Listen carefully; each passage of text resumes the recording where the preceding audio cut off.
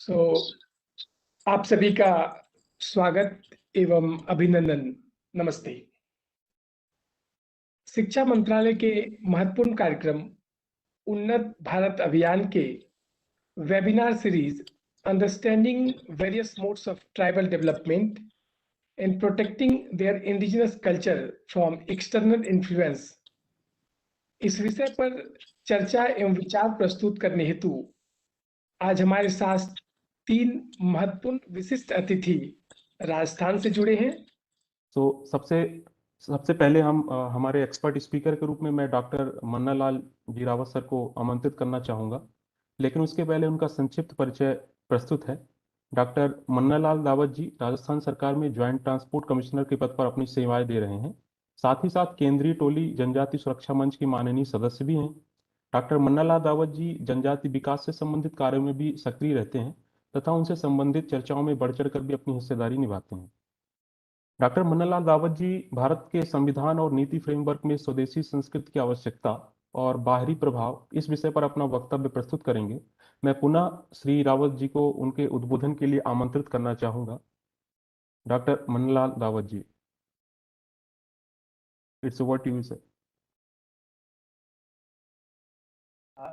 आप सभी को नमस्कार। माननीय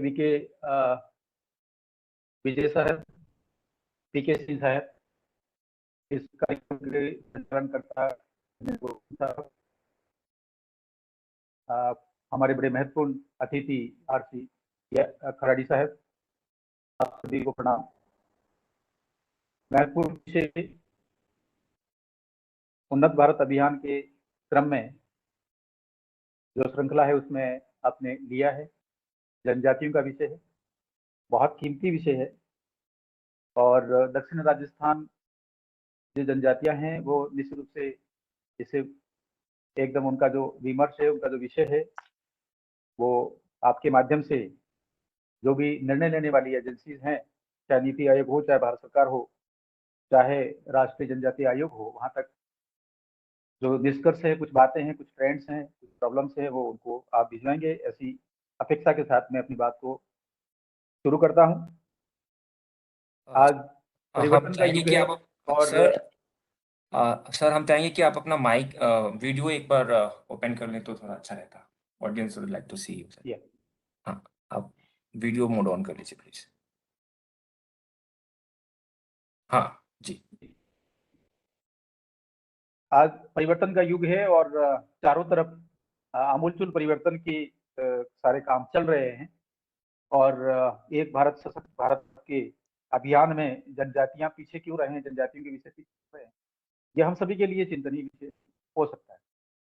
तो धरातल की कुछ बातें और जो कॉन्स्टिट्यूशनल प्रोविजंस हैं और जो पॉलिसी के जो फ्रेमवर्क है उसमें क्या इश्यूज हैं, क्या बातें हैं, क्या अभी तक का ट्रेंड है, वो आपके सामने संक्षिप्त में रखने की कोशिश करता हूँ।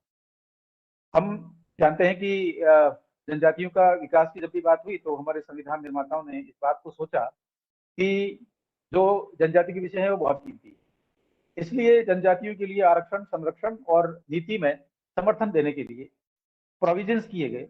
और प्रोविजंस जब किए गए तो जनजातियों को एक विशेष शब्दावली से परिभाषित किया गया, उसको अनुसूचित जनजातियां कहते हैं। तो भारत में, स्वतंत्र भारत में, और जो गुड गवर्नेंस है और जो गवर्नेंस का पूरा सिस्टम है उसमें अनुसूचित जनजातियों का जो प्रमाणीकरण है यही सबसे कीमती शब्दावली है और इसी शब्दावली और उसके मानक हम सभी के लिए बहुत ही कीमती है। तो जब अनुसूचित जनजातियों को परिभाषित करते हैं तो सबसे महत्वपूर्ण ये निकल कर आता है कि पैरामीटर क्या है। तो भारत सरकार ने संविधान के उद्देश्य के लिए और दूसरे भी एजेंसीज हैं, माननीय न्यायालय हैं, उन्होंने 5 पैरामीटर तय किए हैं। उन पैरामीटर्स में भौगोलिक दूरी, विशिष्ट संस्कृति, परंपरागत न्याय व्यवस्था, सामाजिक आर्थिक पिछड़ापन और संकुचित स्वभाव, 5 पैरामीटर लिए। ये 5 पैरामीटर अपनी जगह पे हैं, लेकिन इसका नंबर 2 का जो पैरामीटर है वो आज के पूरे आयोजन का केंद्रीय तत्व हो सकता है, संस्कृति, विशिष्ट संस्कृति। तो विशिष्ट संस्कृति का आशय यह है कि जो आदिम मत है, जो भारतीय मत है, जिस मत प्रणाली में जनजातियां निवास कर रही हैं, जी रही हैं, वे सारी की सारी प्रणालियां जीवित रहनी चाहिए। हमारे वक्ताओं ने और हमारे जो आयोजक हैं, हमारे जो मुख्य अतिथि हैं, उन्होंने इस बात की तरफ संकेत किया है कि जो संस्कृति तत्व है वो कितना कीमती है। विशेष तौर पे जनजातियों में एक प्रणाली है कि सामूहिकता की भावना के साथ रहेंगे, धरती को माता मानेंगे और सामूहिकता की प्रणाली में चाहे संकट का समय हो चाहे विकास का समय हो, मिलकर काम करेंगे और सरकार के ऊपर जो आश्रितता है वो कम से कम हो, कम्युनिटी अपना खुद का डेवलपमेंट करे, ऐसा एक प्रणाली रही। हलमा प्रणाली जो चाहे झाबुआ की हो चाहे राजस्थान के सभी जिलों की हो, वो अपने आप में एक महत्वपूर्ण है कि गांव का काम मिलकर करते हैं। यदि मेरा काम है तो दूसरे आके सपोर्ट करते हैं, पूरा गांव आता है और फिर मेरी ड्यूटी होती है कि मैं जाके उन सभी को बारी बारी से मेरा जो भी मेरे ऊपर एक जो नैतिक भार चढ़ा है, जो सभी ने मुझे योगदान दिया उसको मैं उतार दूं और इसी को मिलकर समाज के सारे काम होते हैं, चाहे मकान बनाना हो, चाहे खेत तैयार करना हो, चाहे संकट का समय कोई भी समय हो। तो ये जो प्रणालियां हैं, जो संस्कृति है अपने आप में बहुत महत्वपूर्ण है। लेकिन इस संस्कृति का एक मूल तत्व ये भी है कि जो पूजा पद्धति है वह जनजातियों की पहचान है। भारतीय जो तत्वज्ञानी है, संस्कृति के जितने भी विद्वान हैं, उनका ये कहना है कि जो पूजा पद्धति है वही जनजातियों की संस्कृति है। अर्थात जो संविधान के उद्देश्य के लिए यदि निर्धारित करें और तय करें और देखें तो जनजातियों की पहचान के लिए जो सबसे कीमती तत्व है तो वो पूजा पद्धति है। पूजा पद्धति कहीं पर भी डिस्टर्ब नहीं होनी चाहिए। अगर ये वो कहीं परिवर्तित हुई, कुछ अगर प्रदूषित हुई, कुछ बात हुई तो जनजातियों की पहचान पर एक प्रश्न चिन्ह खड़ा हो जाएगा। तो संविधान के उद्देश्य के लिए जो पब्लिक पॉलिसी है उसके लिए और जो गवर्नमेंट की स्कीम्स हैं उसके लिए तो ये अपने आप में बहुत कीमती तत्व रहा है। तो ये तत्व रहा है तो क्या ये अभी संरक्षित है, सुरक्षित है? ऐसा देखते हैं तो हम पाते हैं कि जो जनजातियों की पद्धति है उसको हानि पहुंची है और ये हानि किस मात्रा में पहुंची है और वो क्या तत्व है जिसकी वजह से हानि ये जो संस्कृति है वो स्पॉइल हुई है। बाहरी प्रभाव है उसके ऊपर बढ़े हैं और बाहरी प्रभाव बढ़ने की वजह से विकास की प्रक्रिया भी बाधित हुई है। जो संवैधानिक पहचान है उस पर भी संकट खड़ा हुआ है। तो इस संदर्भ में डॉक्टर कार्तिक उरांव साहब की एक पुस्तिका की तरफ मैं आपका इशारा करना चाहूंगा। ये माननीय सांसद रहे हैं और भारत में बहुत बड़े एक ऐसे नेता रहे हैं जनजातियों के जिनका परिचय ये झारखंड से आते थे और लोकसभा में 2 बार सदस्य रहे। उनकी एक पुस्तक है जिसका नाम है 20 वर्ष की काली रात। 20 वर्ष की काली रात जो पुस्तक है उसका संदर्भ लेकर मैं आपके सामने इस विषय को रखूंगा कि जनजातियों की संस्कृति है वो कितनी कीमती है और जो बाहरी प्रभाव है वो कितना इसके ऊपर पड़ रहा है। इस पुस्तिका के अनुसार और डॉक्टर कार्तिक उरांव साहब के अनुसार एक बहुत कीमती है कि जो पहचान है, विशिष्ट संस्कृति है, उसको हानि पहुंचाई जा रही है और विशिष्ट संस्कृति को छोड़कर कुछ लोग गए हैं, वे जनजातियों पर बहुत ज्यादा अटैक कर रहे हैं। उनका जो संवैधानिक जो लाभ है, हित है, चाहे जल, जंगल, जमीन और आसपास परिवेश का हो, पूरा का पूरा वो ले रहे हैं जिन्होंने संस्कृति को छोड़ दिया है। जब संस्कृति को छोड़ दिया है तो क्या पोजीशन आती है? संवैधानिक प्रावधान 1931 और बाद के जो स्वतंत्र भारत में कॉन्स्टिट्यूशनल जो पॉलिसीज को अडेप्ट किया है और कॉन्स्टिट्यूशनल अमेंड जो प्रोविजंस हैं, विशेष तौर पे जो धारा अनुच्छेद 342 है, के प्रावधान के अनुसार ये है कि विशिष्ट संस्कृति के पालन करना बहुत जरूरी है और यदि वो नहीं करता है तो वो जनजाति नहीं रहेगा, वो अनुसूचित जनजाति नहीं, जनजाति हो सकता है लेकिन अनुसूचित जनजाति जो एसटी है उसका दर्जा उससे नहीं मिलेगा। तो नहीं मिलेगा तो फिर वो कहाँ जाएगा? वो ऑटोमेटिक माइनॉरिटी हो जाएगा या किसी और उसमें लेगा। लेकिन डॉक्टर कार्तिक उरांव साहब ये कहते हैं कि जब इनका अध्ययन 1968 में प्रकाशित हुआ तो उनके अनुसार ये है कि विशिष्ट संस्कृति को छोड़ने वाले जनजातियों की संख्या 5% हो चुकी है और 95% ऐसे हैं जिन्होंने संस्कृति नहीं छोड़ी है। तो संस्कृति छोड़ दी, संस्कृति नहीं छोड़ी, तो क्या ये विषय इतना कीमती है? हाँ, ये बहुत कीमती है। कारण इसके 3 जो बड़े पैरामीटर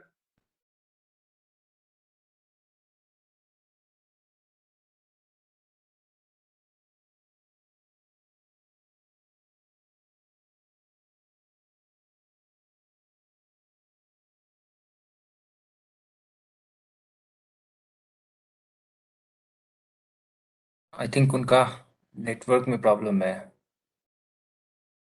जी नमस्कार। मैं बात कर रहा था कि जो संविधान का अनुच्छेद 342 से 341 से 2 ऐसे प्रावधान है जिसमें समानता होनी बहुत जरूरी है। ये 341 अनुसूचित जातियों के लिए है और 342 अनुसूचित जनजातियों के लिए।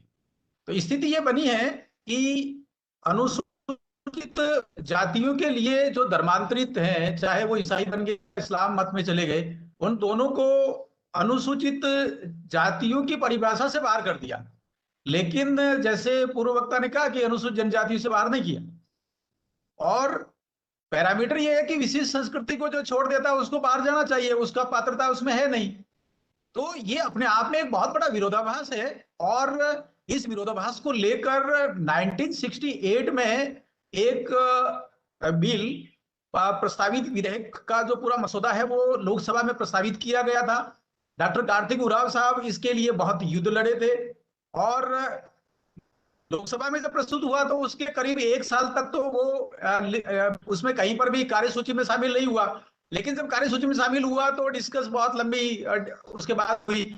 लेकिन हम सबको ये समझना है कि जो कॉन्स्टिट्यूशन है वो ये कहता है कि जो social, economical and political justice के लिए हमने इस संविधान को बनाया है, प्रवर्तित किया है और इसको आत्मसात किया है। ये तो हमारे अपनी दैनिक जो क्रियाकलाप है उसका हिस्सा है। और लेकिन पोजीशन ये बनी कि एक छोटी सी बात जो अनुसूचित जातियों के लिए हो गई 1956 में, वो शायद इसलिए हो गई कि बाबा साहब अम्बेडकर थे, वो युद्ध लड़ रहे थे, लेकिन जनजातियों के लिए उनके समाज में से युद्ध लड़ने वाला कोई नहीं था। तो क्या पूरा समाज और जो सनातन धर्मी है और जो हितरक्षक है जनजातियों के कल्याण की जो बात करते हैं, सर्वे भवन्तु सुखिनः सर्वे सन्तु निरामया की भावना, संस्कृति को हम पालन करने वाले हैं, तो क्या वो आगे नहीं बढ़ेगी?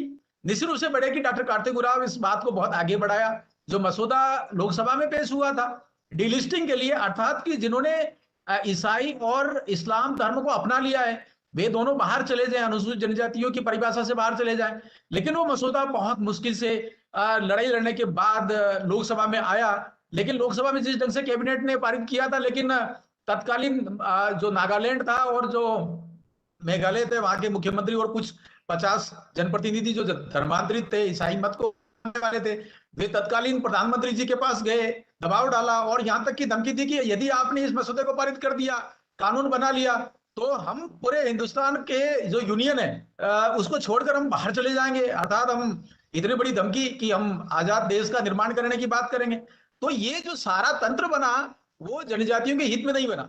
और वो सिर्फ ये चाह रहे थे, बाद में जो मैगजीन से और डॉक्टर कार्तिक उरांव साहब ने भी इसकी तरफ संकेत किया है, उनका मकसद ये था कि वे उनका कहना ये था कि अगर ये पारित कर दिया गया कि ईसाई और जो इस्लाम धर्म को अपना चुके हैं उनको अगर बाहर कर दिया तो हिंदुस्तान में, भारत में, पूरे जो टेरिटरी में उनका जो धर्म प्रचार है उसको आगे बढ़ाने के लिए, उनका साहित्य प्रकाशन के लिए और जो धर्मांतरित जो एक्टिविटी है उनके मार्ग में बाधा उत्पन्न हो जाएगी। तो उन्होंने कभी भी जनजातियों के जस्टिस के लिए बात नहीं कही।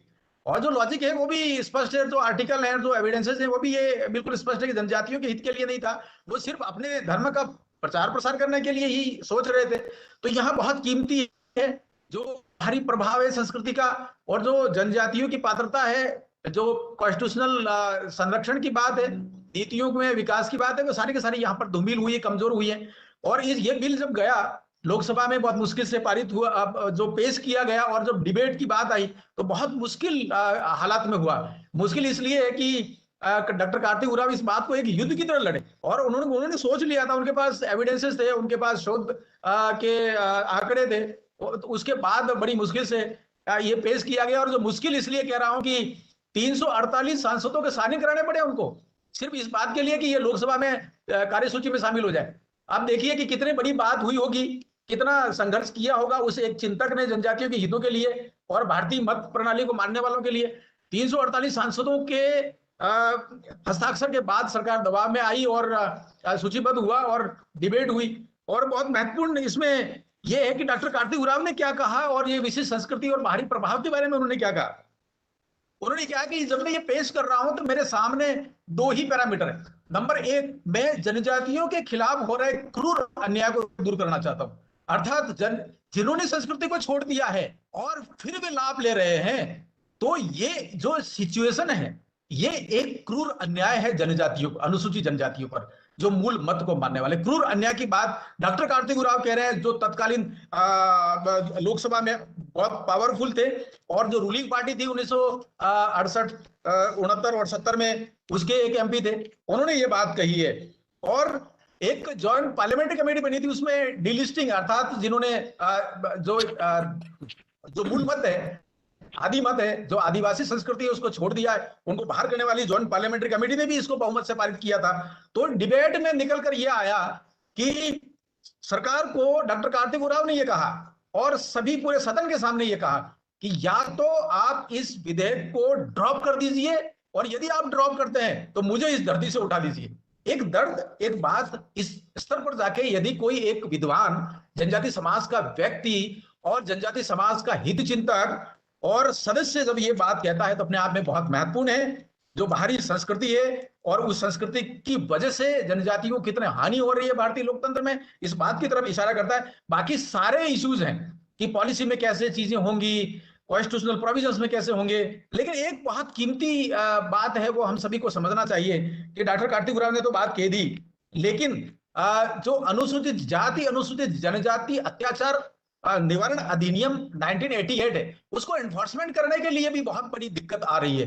जनजातियों के हितों में तो हो नहीं सकता, क्योंकि जो एससी की परिभाषा है, जो एसटी की परिभाषा है, उसी में ही साम्यता नहीं है, समानता नहीं है। और जनजातियों में तो वे लोग शामिल हैं जिन जो धर्मांतरित हो चुके हैं। तो फिर यदि वे ही अत्याचार करते हैं, वे ही किसी बात को हड़पते हैं, तो फिर एफआईआर कहां दर्ज होगी, आगे सीआरपीसी में मामले कहां पहुंचेंगे।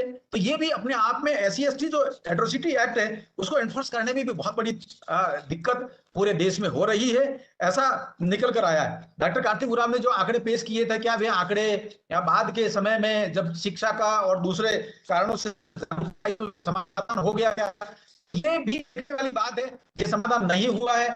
और इसका जो महत्वपूर्ण है वो जो जनसंख्या के जो आंकड़े जारी हुए, जनगणना विशेष तौर पे 2001 और बाद में डॉक्टर जेके बजाज साहब का अध्ययन 2009 में प्रकाशित हुआ, उसके अनुसार जो अनुपात डॉक्टर कार्तिक उरांव साहब ने दिया था कि 5% जो धर्मांतरित हैं वे 75% फंड खा रहे हैं, 5% धर्मांतरित 59% छात्रवृत्तियां ले रहे हैं, और 5% जो धर्मांतरित है वो 61% जो गवर्नमेंट सर्विसेज है वो ले रहे हैं। इस आंकड़े में कहीं पर भी बहुत ज्यादा उल्लेखनीय परिवर्तन नहीं हुआ है, लगभग वही स्थिति बनी हुई है। तो उसके बाद और जब एससी में अनुच्छेद 341 में संशोधन हो गया, 342 में संशोधन नहीं हो रहा है, तो फिर ये बात कैसे पहुंचेगी, इस बारे में एक महत्वपूर्ण है।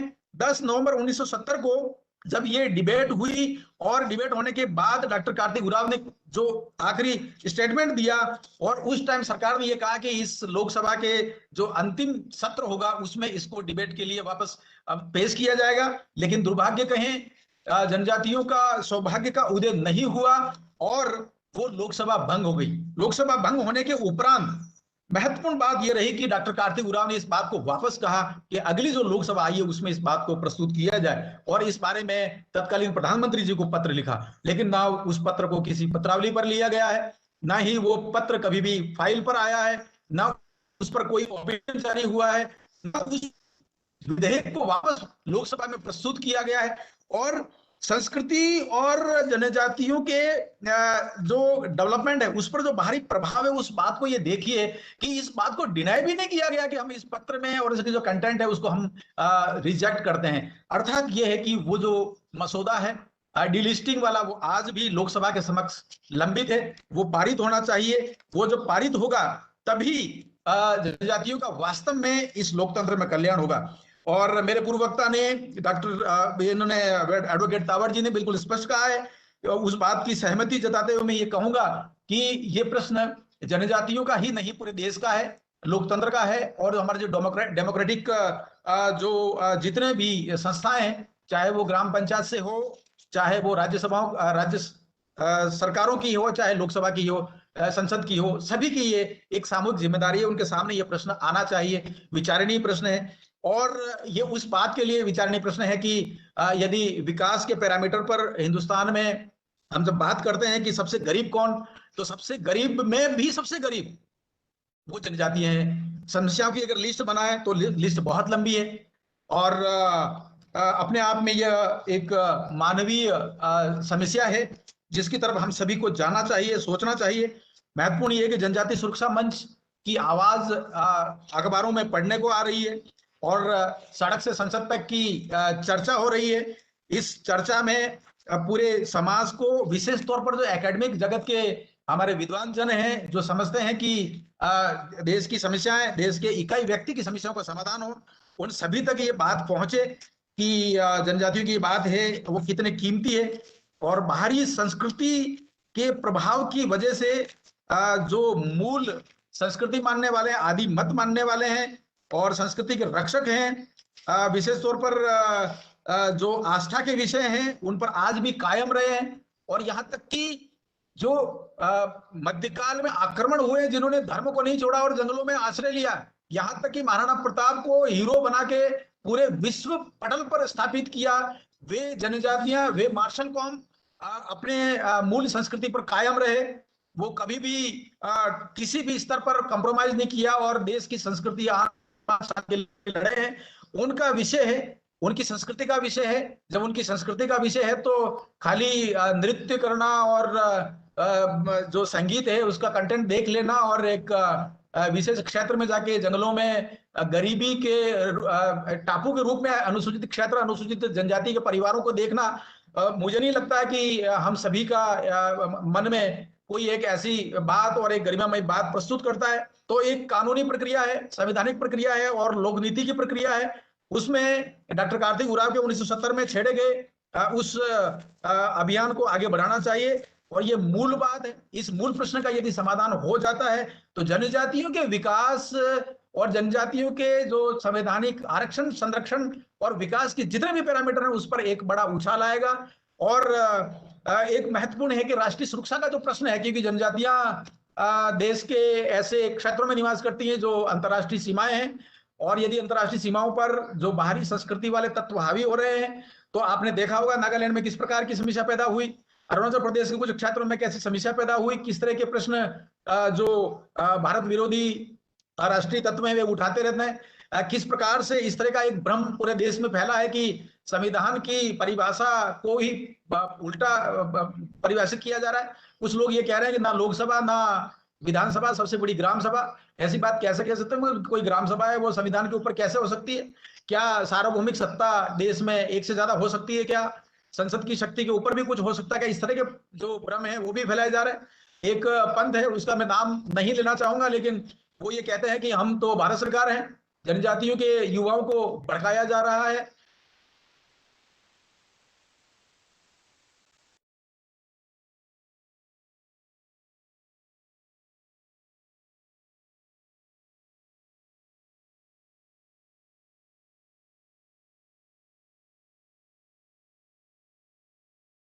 सर का कनेक्शन फिर से वीक हो गया है। जी। तो उनका सर का वेट करना चाहिए। इसे अपने आप में बहुत कीमती है। जी जी ठीक। और ये भी कि आवाज आ रही है? जी आ रही है सर। सर आप अपना वीडियो ऑफ भी कर देंगे, मे बी इसकी वजह से थोड़ा इशू आ रहा हो। वीडियो ऑफ करके भी आवाज आ रही है? जी सर क्लियर है। जी जी आवाज आ रही है सर। हाँ। आप कंटिन्यू जी करें जी सर। जी जी हाँ, तो ये अपने आप में बहुत कीमती है। अब उसमें एक FIR गुजरात में हुई है, उसमें कुछ लोग अरेस्ट हुए हैं। वो अखबारों के माध्यम से आपने देखा होगा। दिल्ली में भी एक इनका जो दर्शन वाला बंदा है, दार्शनिक अपने आप को कहता है, वो अरेस्ट हुआ है। उसमें भी FIR हुई है। बाकायदा झारखंड में एक व्यक्ति है, वो ये इंटरव्यू देके ये कहता है कि जनजाति क्षेत्र तो अभी भी इंडिया इंडिपेंडेंस एक्ट के तहत आजाद नहीं हुआ है। इस तरह का भ्रम भी हो रहा है। और ये जो सारे भ्रम हो रहे हैं, ये जनजातियों के युवाओं को भड़काने वाले हैं। और उसकी वजह से पूरे देश का बहुत बड़ा भौगोलिक क्षेत्र जो लगभग 40% है, और जो जनसंख्या है देश की लगभग 27% है, तो 40% भौगोलिक क्षेत्र, 27% कुल जनसंख्या, वो कानून और व्यवस्था के प्रश्न से आज लड़ रही है, जिसको लाल गलियारा कहते हैं, कुछ और बात कहते हैं। और ये सारा जो भ्रम है, और यहाँ तक कि इस तरह का साहित्य भी प्रकाशित किया जा रहा है कि जनजातियों को ब्रेकिंग इंडिया फोर्सेस वाले जो प्रिंसिपल्स हैं उनको उसके ऊपर आरोपित किया जा रहा है। राजस्थान में तो बकायदा एक नारा चल रहा है, उस नारे को जबरदस्ती आरोपित किया जा रहा है। और यहाँ राजस्थान की जनजातियां राम राम, जय गुरुदेव, जय सीताराम बोलती हैं, लेकिन उनको रोका जा रहा है। इस तरह की बात राजस्थान में रूलिंग पार्टी के एक एमएलए ने भी कही है कि इस तरह की संस्कृति क्यों आनी चाहिए, क्यों भाई ये मध्यकाल की बर्बरतापूर्ण जो संस्कृति है, बर्बरिक युग है, उसको लाया जा रहा है। इस तरह की भी बातें हो रही है। तो ये जो सारी सांस्कृतिक आयाम है और सारा जो भ्रम है वो इसीलिए है कि जो संविधान का अनुच्छेद 342 है उसमें संशोधन नहीं हुआ, डॉक्टर कार्तिक उरांव साहब के सपने पूरे नहीं हुए और जनजातियों के सौभाग्य का उदय नहीं हुआ। तो आप सभी से आग्रह है, निवेदन है कि जो डीलिस्टिंग अर्थात अनुच्छेद 342 में संशोधन करते हुए अनुसूचित जातियों के अनुरूप जो धर्मांतरित ईसाई हैं और जो मुस्लिम हैं उनको अनुसूचित जनजातियों की परिभाषा से बाहर किया जाना अत्यावश्यक है। इसके लिए संविधान में जो भी संशोधन की प्रक्रिया है और सामान्य जो पार्लियामेंट्री लॉ है उसके तहत हो सकती है। इसके लिए हम सभी भारतवासी जुड़े, क्योंकि हम सभी एक है, हम सभी न्याय की बात करते हैं, हम सभी के सुखद भविष्य की बात करते हैं, सभी के निरोगी होने की जब बात करते हैं तो सभी के लिए जस्टिस की भी बात करते हैं। तो इस बात को लेकर हमें आगे बढ़ना चाहिए, तभी एक संपूर्ण मत, संपूर्ण बात और जो बाहरी संस्कृति का जो प्रभाव है, नकारात्मक प्रभाव ना केवल किसी व्यक्ति के ऊपर, एक समुदाय के ऊपर, एक समाज के ऊपर, बल्कि पूरे भारतवर्ष पर जो हो रहा है वो कहीं ना कहीं एक मूल रूप से इसका समाधान होगा। तो इसमें दो नारे इसमें जो प्रचलन में है, जो सुनने में आते हैं वो मुझे भी अच्छे लगते हैं और आपकी भी जानकारी में लाना चाहूंगा। जो भोलेनाथ का नहीं वो मेरी जात का नहीं, भगवान शिव की संस्कृति को जो नहीं मानता, क्योंकि पूरे देश में जो जनजातियां हैं भगवान शिव को मानती हैं, जो भोलेनाथ का नहीं वो मेरी जात का नहीं, अर्थात वो अनुसूचित जनजाति हो नहीं सकता। उसको दूसरे जो बेनिफिट है वहां वो बेनिफिट ले, हम उसके साथ है, पूरा देश उसके साथ है। यदि वो माइनॉरिटी में जाता है तो माइनॉरिटी में रहे, सुखद रहे, कहीं पर भी कोई आरोप नहीं है, कहीं पर भी कोई आपत्ति नहीं है, लेकिन आपको जो बेनिफिट है वो वही लें। आप दोहरा लाभ क्यों ले रहे हैं? आप अनुसूचित जनजाति की सीट पर सरपंच क्यों बन रहे हैं, प्रधान क्यों बन रहे हैं, जिला प्रमुख क्यों बन रहे हैं, एमएलए बनने की इच्छा क्यों करते हैं, नौकरी लेने की इच्छा क्यों करते हैं? ये भाव होना चाहिए। और जो जहां बेनिफिट है उसके लिए नई पॉलिसी बनाए, उसके लिए हम सब मिलकर एक नई उनके कल्याण के लिए बात कर सकते हैं। लेकिन अनुसूचित जनजातियों का जो लाभ, जो हित, उसको कोई दूसरा ले रहा है, हड़प रहा है। और डॉक्टर कार्तिक उरांव साहब की भाषा में यदि बात करें तो यह जनजातियों, अनुसूचित जनजातियों के ऊपर क्रूर अन्याय है। यह अन्याय रुकना चाहिए। और दूसरा जो नारा है वो बहुत अच्छा है, समस्या अनेक समाधान, डीलिस्टिंग डीलिस्टिंग डीलिस्टिंग। ये नारा भी अपने आप में बैठता है कि बहुत सारी समस्याएं, चाहे राष्ट्रीय सुरक्षा का भाव हो, चाहे लॉ एंड ऑर्डर का इश्यू हो, चाहे कोई दूसरी बातें हो, उन सभी का समाधान इसमें है। और इसी बात को लेकर पूरे समाज को सड़क से संसद तक बात को पहुंचाना चाहिए और एक मत होना चाहिए। मेरी बात को यही विराम देकर मैं अंत में सिर्फ ये कहूंगा, जो हमारी संस्कृति है वो गौरवशाली संस्कृति है। जो हमारी भारतीय आस्था है वो अपने आप में जीवन का बुनियाद है। और जो जब जीवन का बुनियाद है तो यही हमारे जीवन और मरण का प्रश्न है। जब जीवन और मरण का प्रश्न हमारी संस्कृति, हमारी आस्था है, तो उसी के अनुरूप कानून भी होना चाहिए, संविधान भी होना चाहिए, सारी व्यवस्थाएं होनी चाहिए। और हम सभी जनजातियों के विकास के लिए और जनजातियों के माध्यम से भारत के विकास के लिए, भारत को सशक्त राष्ट्र बनाने के लिए हम सभी को एक मत होना चाहिए। और यही मैं अपनी बात को विराम दूंगा। और हम जब ये हो जाएगा, जब डीलिस्टिंग हो जाएगा, तो चाहे पैसा कानून हो, चाहे फॉरेस्ट राइट एक्ट का कानून हो, चाहे अनुसूचित जाति जनजाति अत्याचार निवारण कानून हो, चाहे दूसरे जो शिक्षा के प्रकल्प हो, काम हो, सरकारी योजनाओं का लाभ हो, उसका लाभ पहुंचेगा। और जो गरीब में सबसे गरीब है वो शायद कहीं ना कहीं आगे बढ़ेगा और इस देश का विकास का मार्ग प्रशस्त होगा। मेरी बात को मैं यही विराम देता हूं। धन्यवाद। राम राम। बहुत बहुत धन्यवाद सर, आपकी इस गरिमा में उपस्थिति एवं बहुत ही उपयोगी उद्बोधन के लिए। आपने अनुच्छेद 342 से संबंधित क्या समस्याएं हैं डॉक्टर